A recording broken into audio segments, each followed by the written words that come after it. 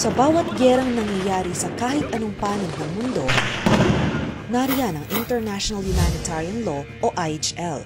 Ang IHL o tinatawag na Rules of War ay pandaigdigang batas na layong bawasan ang epekto ng digmaan, mapa-international armed conflict man o non-international armed conflict, at protektahan ang mga sibilyan at mga hindi kasama sa labanan, gaya ng mga sugatan, may sakit at detainees. Para sa mga non-international armed conflicts sa bansa, ano ang mga lokal na batas na alinsunod sa IHL ang gumagabay sa atin? Here's what you need to know.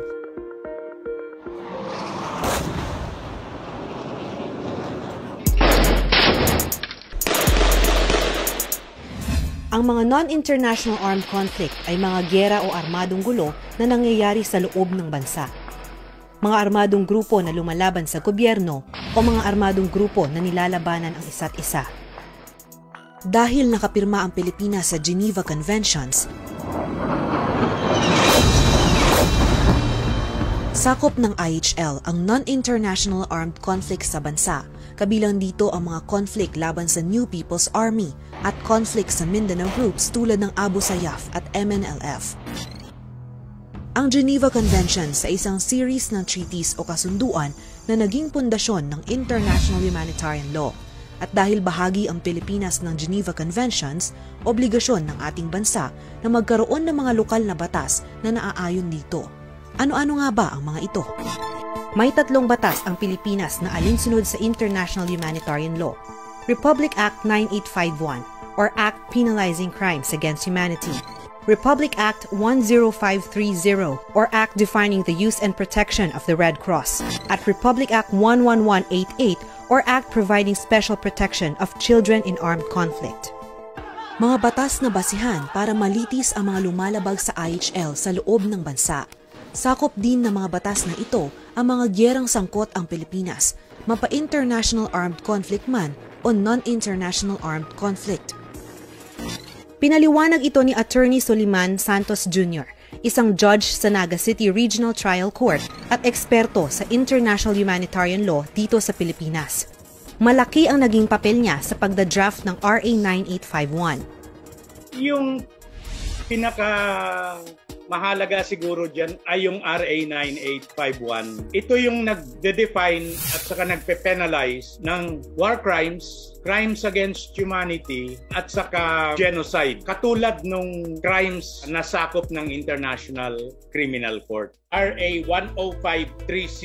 Ito yung batas tungkol sa pagrespeto sa emblem ng Red Cross na ang emblem na ito ay hindi abusuhin, gamitin para sa maling layunin. Yung RA 11188, ito yung Children in Situations of Armed Conflict Act. Special attention or protection para sa mga bata, ibig sabihin those below 18 years of age na nasa sitwasyon ng armadong pakikidigma, yung mga apektado na mga bata, yung mga bata na nasasali o nire-recruit para dyan sa labanan at yung mga nadi-displace together with their families, napapa-evacuate o bakwit dahil sa labanan. Bukod sa treaty obligations na nilagdaan ng Pilipinas sa Geneva Conventions, bahagi rin ang Pilipinas ng iba pang mahahalagang treaty o kasunduan na naglalayong ding protektahan ang mga bansa laban sa mga mapanirang epekto ng giyera. Kabilang narito ang Treaty on the Prohibition of Nuclear Weapons at ang Ottawa Treaty o Mine Ban Treaty. Dalawa ang criteria para maklasify bilang non-international armed conflict. Una, intensity. Tinutukoy nito ang bilang, tagal, bigat ng mga armadong engkwentro, bilang ng mga lumalaban, uri ng mga armas, dami ng biktima at pinsalang dulot nito. Pangalawa, organization. Lahat ng sangkot na armadong grupo ay mayroong minimum level of organization. Kabilang sa criteria ng minimum level of organization ang pagkakaroon ng hierarchy at chain of command, kapasidad na magsagawa ng isang coordinated military operation, kakayanan na mag-recruit, mag-train at armahan ang mga miyembro. Pero dapat tandaan, Case-to-case basis ang assessment sa bawat sitwasyon. Maaaring gamitin ang mga lokal na batas natin para mapanagot ang mga lumabag sa mga alituntunin ng IHL, anumang panig nila. Sa katunayan, mayroon nang naisampang mga kaso sa korte. Kaugnay ito sa nangyaring Zamboanga Siege noong 2013 at ang pinakahuli, ang Marawi Siege noong 2017. There are other pending cases, yung kay Nur Miswari dahil sa Zamboanga Siege of 2013 na similarly dun sa Marawi Siege of 2017, ang mga final na cases, both RA 9851 at saka rebellion. Nagkaroon ng 3 cases, 2 on RA 9851 and 1 on rebellion versus Miswari et al. Yung dalawang RA 9851 cases against Miswari et al. Yun ay tungkol sa una, yung pag-hostage ng mga civilian. Pangalawa, using human shields. Yung paggamit ng human shields ay isang klaseng war crime. Ang problema lang dito sa Miswari cases, na-file na, umabot na sa stage ng pre-trial. Somehow nasuspinde dahil may mga peace process considerations kaugnay kay Miswari. March 15, 2019, na-convict ang Maute member na si Junaid Awal.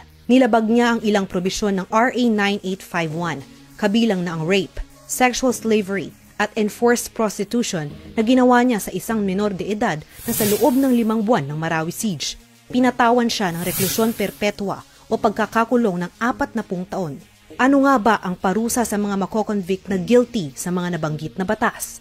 Sa RA 9851, ang main penalty, reclusion temporal, medium to maximum, ibig sabihin 14 years, 8 months, and 1 day to 20 years, plus a fine from 100,000 to 500,000 pesos. Doon sa RA 11188, kung grave child rights violation, ang penalty ay life imprisonment or about 40 years imprisonment plus fine of 2 to 5 million pesos. So generally, makikita dito, pinakamabigat yung mga penalties sa RA 1188 kesa pa dun sa RA 9851. Sa kahit anong digmaan, may kanya-kanyang pinaglalaban ang mga grupong sangkot dito. Pero mahalagang tandaan na kung mayroong gulo, international man o lokal, may mga kasunduan at batas na dapat sundin upang maprotektahan ang buhay ng lahat.